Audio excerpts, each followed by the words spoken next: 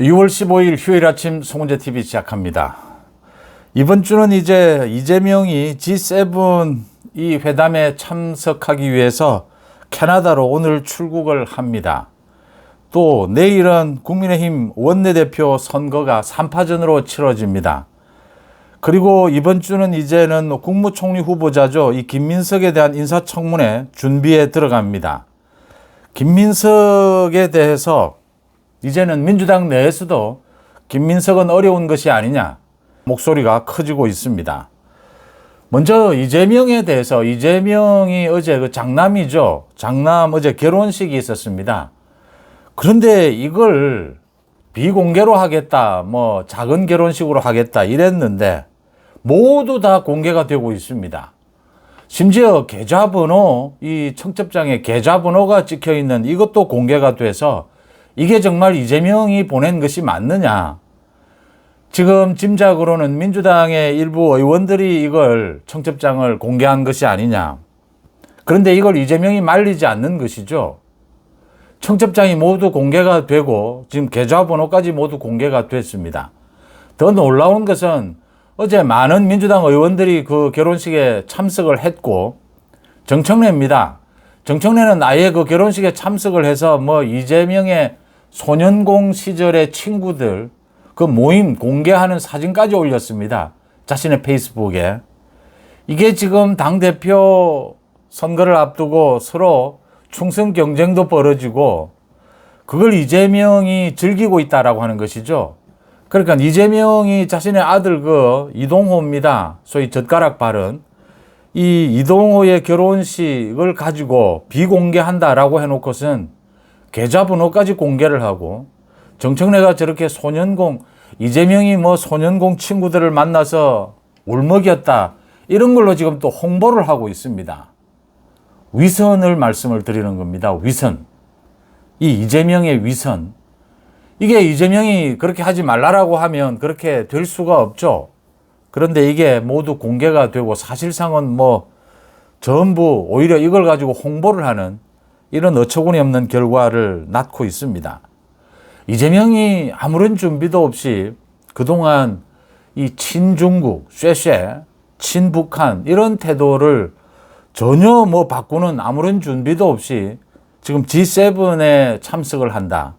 또 오는 24일에는 나토 정상회담에 참석을 하겠다. 이게 굉장히 국제적인 망신을 초래할 가능성이 매우 높습니다. 왕따가 되는 것은 물론 국제적인 망신을 초래할 것인데 이재명이 이렇게 하는 이유는 자신의 재판입니다. 자신의 재판 때문에. 그러니까 이 자신의 재판을 중단시키는 이 명분을 얻기 위해서 지금 이렇게 대통령으로서 굉장히 바쁘다. 해외 정상회담에 참석을 해야 된다. 이걸 강조하는 것입니다. 지금 재판이 중단 결정이 됐는데 다른 재판들도 남아 있습니다. 가장 큰 문제는 이재명의 사법 리스크, 이 이재명의 재판입니다. 또 이 재판과 연관되는 공범들입니다. 이화영을 비롯해서 조국 이화영이 아예 노골적으로 이재명에 대해서 사면해달라고 지금 협박을 하고 있습니다. 자신의 재판을 저렇게 중단시킬 수밖에 없고 중단되지 않으면 법까지 제정하겠다라고 하고 있습니다. 이런 이재명이 인사에 있어서는 모두 정진상을 비롯해서 이재명의 오랜 측근들을 중심으로 인사를 하고 있습니다. 이게 동티가 나지 않을 수가 없습니다. 오광수 민정수석 날아갔습니다. 김민석 국무총리 안 된다라고 하는 것입니다. 이한주 국정기획위원장, 이재명의 성남시장 시절부터 오랜 측근입니다. 이 부분도 어렵지 않겠느냐. 이 부동산 투기를 30년 동안, 그러니까 이 이한주의 부동산 투기는 대표적으로 초등학생, 중학생인 어린이날 선물로 상가 한 채씩을 선물을 하는 이런 짓거리를 벌였습니다. 그리고 겉으로는 부동산 투기를 막아야 된다라고 외칩니다. 위선, 부정부패 참 계속되고 있습니다. 먼저 국민의힘의 이 원내대표부터 짚고 이 이재명 부분으로 가보겠습니다. 국민의힘 원내대표 선거가 설마 했는데 이 부산에 이현승까지 출마를 하면서 3파전이 됐습니다. 그러니까 대구 경북의 송원석, 부산 경남의 이현승, 이제 수도권의 경기 지역이 지역구죠. 동두천이죠. 김성원 이렇게 3자 대결이 됐습니다. 이 원내대표 선거는 정말 짐작할 수가 없습니다. 이게 초등학교 반장 선거처럼 이 의원들끼리 모여서 투표를 하기 때문에 겉으로 드러나지도 않습니다. 서로 각 진영마다 이 예측을 합니다. 누가 내 편이고 뭐 누구는 상대편 이러는데 그게 맞지도 않습니다. 특히 이번에는 더 복잡하다. 이 지금 구조가. 민주당이 20% 권리당원들의 투표, 원내대표 경선에도 권리당원들이 투표를 합니다. 국민의힘도 이 당원들이 이 원내대표 경선에도 참여를 하는 방안, 이게 상당히 설득력이 있다, 필요하다라고 보입니다. 이걸 현역 의원들에게만 맡겨두는 것, 당원들도 일정 부분, 그게 뭐 20%든 30%든 당원들의 뜻을 반영하는 것이 맞다라는 것 먼저 한번 짚어두고요. 이게 이제 이렇게 되면 당대표 경선도 있고 선거도 있고, 지금 김용태 비대위원장이 계속해서 무슨 뭐 개혁을 혁신을 해야 된다 뭐 이렇게, 그러니까 당무감사 부분도 이야기를 하고 있고 전당대회를 밝히지 않고 있어서 이게 어떻게 정리가 되느냐. 그러니까 가장 바람직한 것은 통합입니다. 통합, 선통합 후 쇄신입니다. 개혁입니다. 지금은 김문수 후보의 지적처럼 지금은 이 이재명 정권에 맞서 싸울 때입니다. 맞서 싸워가면서 당을 쇄신해야 합니다. 지금은 그러니까 윤석열 정부도 아니고 탄핵 정국도 아닙니다. 상황이 바뀌었습니다. 지금은 이재명 정권입니다. 이렇게 상황이 바뀌면 이 변화할 수 있어야 합니다. 지금은 지지율이 만약 국민의힘 지지율이 떨어지더라도 똘똘 뭉쳐야 할 때입니다. 소위 뭐 강성 지지층 이렇게 이야기하는데, 강성 지지층이라고 하더라도 강성 지지층을 중심으로 똘똘 뭉쳐야 할 때입니다. 지금은 제가 이렇게까지 표현을 하겠습니다. 이제 거리 장외 집회에 나서야 할지도 모릅니다. 모두의 도움이 필요할지도 모릅니다. 지금은 지지율이 민주당의 뭐 차이가 얼마나 나느냐 보다는 얼마만큼 전통 지지층이 똘똘 뭉칠 수 있느냐, 이게 가장 중요합니다. 전투력이 가장 중요합니다. 이 부분 먼저 말씀을 드리면요. 이제 이 원내대표와 당 대표 선거를 통해서 당이 통합되고 이 정비하는 모습을 보여줄 수 있느냐인데, 일단 송원석, 이현승, 김성원 모두 통합을 가장 앞세우고 있습니다. 뭐 다들 잘 아시다시피 김성원은 소위 친한동훈입니다. 송원석, 이제 이현승, 전통적인 주류라고 분류를 하죠. 그런데 TK, PK로 나뉜 것입니다. 이현승이 출마 준비를 많이 했는데 설마 출마를 하겠느냐라고 했는데 마지막 후보 등록에서 출마를 했습니다. 이렇게 되면 이제 TK, PK 표가 그래도 나뉠 것이다. 그 다음 수도권 표인데, 지금 국민의힘의 107명 현역 의원들 절반 이상은 소위 중도입니다. 소위 뭐 친윤 친한도 아니고, 이 개혁과 통합을 놓고도 통합을 우선해서 개혁도 필요하다라고 생각하는 이 중도가 어디로 움직일지, 이 원내대표 선거는 개인적인 친분에 의해서도 움직이기 때문에 이게 결과를 참 예단하기도 어렵고 결과를 빨리 한번 들여다보고 싶기도 한 그런 대목입니다. 그러니까 당대표 선거에서 김문수와 만약 한동훈이 격돌을 하게 된다면 이게 양자 대결이 될 것이냐, 삼자 대결이 될 것이냐, 이것에 따라서 크게 나뉠 수밖에 없고, 지금의 국민의힘 당원들과 지지층 모두도 지금 현역 의원들처럼 대다수는, 과반 이상은 통합하면서 쇄신해야 한다. 그리고 지금은 뭐 이제 친윤, 친한 이런 부분들을 넘어서야 한다라는 것을 지적하고 있습니다. 한동훈을 비롯해서 일부 한동훈계다라고 하는 사람들이 아직도 분열을 일삼는 이런 발언들을 하고 있는데, 한동훈은 굉장히 말을 아끼고 있습니다. 그 다음 이 김성원도 누구도 지금 뭐 개파를 내세우지는 않습니다. 통합을 가장 내세웁니다. 이런 부분들을 한번 지켜볼 필요는 있는데, 지금 소위 계속해서 뭐 당의 쇄신만을 내세우는 것, 당무감사만을 내세우는 것은 이게 분열만 가져올 뿐이지 통합에 전혀 도움이 되지 않는다라고 하는 차원에서 여기에서 현역 의원들이 어떤 결정을 하게 될 것이냐. 이게 원내대표 경선이 있고 나면 이제 김용태는 그만 떠들고 이제 전당대회로 빨리 넘어가는 것이 맞습니다. 이제 내일 원내대표 경선을 거치면서 김용태의 역할은 끝났다. 비대위의 역할은 끝났다. 이렇게 정리해 볼 수가 있겠습니다. 국민의힘에서 화력을 집중을 하고 있습니다. 오광수 민정수석이 이제 낙마를 했고, 그 다음 김민석과 이한주에 대해서 사퇴하라라고 이 화력을 집중하고 있습니다. 문제는 이 이한주, 이 김민석에 대해서 민주당 내에서도 김민석은 뭐 민주당의 소위 이재명 또 이 주류는 아닙니다. 그래서 이 김민석으로 이것도 이재명이 고집한 것인데 이 국무총리 후보 이런 김민석, 이재명의 말을 잘 듣는다. 또 이재명의 사법 리스크에 도움이 된다. 이런 김민석이 맞겠느냐. 김민석의 재산 부분입니다. 그 다음 김민석의 이 자녀 아빠 찬스, 자녀 스펙, 입시 부정 이 부분입니다. 그래서 이 민주당 내에서도 김민석은 그러니까 이재명 쪽에서는 저 김민석이 좀 문제가 있는 것이 아니냐. 또 이재명 아닌 쪽에서는 이한주는 정말 문제가 있다. 이한주는 이렇게 국정기획위원회를 지금 대규모로 꾸리겠다라고 하고 있습니다.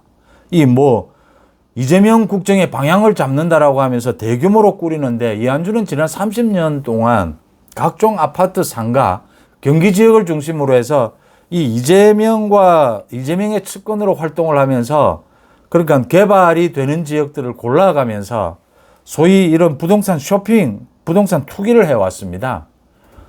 그래서 정말 놀랍게도 어린이날 선물로 초등학생, 중학생 자녀에게 상가를 한 채씩 선물하는, 자기도 죄송하다라고 하는데 이게 죄송하다라고 끝날 부분도 아니고 아직도 그렇게 많은 부동산 투기를 하고 있다라고 하는 점입니다. 이런 이한주가 계속해서 부동산 투기를 막아야 한다. 이 위선과 부정부패입니다. 이한주와 김민석을 같이 지금 이 국민의힘에서 화력을 집중하고 있는데 주요 타겟은 김민석입니다. 그러니까 김민석은 이 조국과 송영길을 합쳐놓은 것보다 더한 놈이다. 조국의 입시 부정, 송영길의 부정부패입니다. 정치자금. 김민석은 제가 문제제기를 했는데 어제 소위 노무현을 버리고 김민석이 왜 이 정몽준을 택했을까? 이게 돈 부분 아니었겠느냐. 그 이후에 어제 이제 집중적으로 이야기를 합니다. 지난 5년 동안 김민석이 벌어들인 돈은 5억인데 김민석이 쓴 돈은 그 2배에 해당한다. 나머지 돈은 도대체 어디서 나온 것이냐. 김민석은 계속 이야기를 합니다. 모두 입증할 수 있다. 인사청문회에서. 지금 입증을 하지 않습니다. 입시 부정에 대해서도 모두 입시에 사용된 것은 아니다. 입증할 수 있다라고 합니다. 지금 입증하지 않습니다. 김민석은 바보는 아닙니다. 이 인사청문회 과정에서 소위 내 편, 상대편 어디에서나 각종 비리 의혹이 쏟아집니다. 제보가 쏟아지게 됩니다. 곧바로 반박할 수 있어야 합니다. 증거를 가지고. 그게 가장 중요합니다. 여론이 한번 뒤집어지고 나면 바로잡기는 힘들다라는 걸 김민석도 모를 리가 없습니다. 그런데 지금 바로잡지 못합니다. 인사청문회를 열어달라. 열면 정인도 채택하고 자기가 입증하겠다라고 합니다. 전부 거짓말입니다. 입증이 안 되는 겁니다. 버티겠다라고 하는 겁니다. 이 김민석의 돈 문제는 이미 민주당이 아는 사람은 모두 다 알고 있습니다. 그래서 민주당이 이쪽 저쪽으로 나뉘어서 서로 지금 김민석이 안 된다, 이한주가 안 된다 이런 식인데 타겟은 김민석입니다. 이재명이 이한주를 지키고 싶다면 김민석을 일단 날려야 합니다. 이 김민석은 국민의힘에서 사실은 인사청문회를 보이콧하는 부분도 생각해 봐야 합니다. 김민석은 국무총리 장관도 해서는 안 되는 수사를 받아야 될 인물입니다. 김민석이 조국과 송영길을 합해 놓은 것보다 더한 놈이다. 전국을 찌르지 않습니까? 김민석의 이런 자기가 모두 입증하겠다 이 대답만 하고 있습니다. 입증이 안 된다라고 하는 이야기입니다. 이한주의 부동산 투기, 이제 이 두 명에 대해서 화력을 집중시키고 있습니다. 이번 주는 이재명 정권의 굉장히 중요한 한 주가 될 것이다 이렇게 보입니다. 여기에 대항하는 저 특검입니다. 저게 국민의힘을 완전히 말살시켜 버리겠다라고 하는 정치 보복입니다. 광란의 정치 보복입니다. 국민의힘이 어떻게 전열을 재정비할 것이냐. 이재명 정권은 완전히 이제 무너지는, 흔들리는 그런 걸 벌써부터 보여주고 있습니다. 이재명 자신부터 방탄 이외에는 뭐 생각이 없습니다. 관심이 있을 리가 없습니다. 아무런 준비도 없이 지금 외국에 나갑니다. 이 개망신이 예상이 됩니다. 지금 해놓은 인사는 엉망진창입니다. 한 명도 정상적인 사람이 없습니다. 지금 이재명 주변에. 이게 이재명의 소위 이너스컬, 그러니까 정진상을 비롯해서 이 몇몇이 인사를 했고 또 이재명 개인의 친분으로 자신의 사법 리스크를 막기 위해서 이 인사를 하면서 이런 일이 벌어지고 있습니다. 앞으로 인사 참사가 아니라 인사가 완전히 개판이 되는, 아마 우리 헌정사에 처음 보는 그런 일이 벌어지게 될 것이다 라는 걸 예상해 볼 수가 있습니다. 마지막으로 이재명의 그 재판 중단입니다. 이 재판 중단, 대통령이 되면 대통령이 되기까지의 그 모든 저지른 죄가 다 없어지는 게 맞습니까?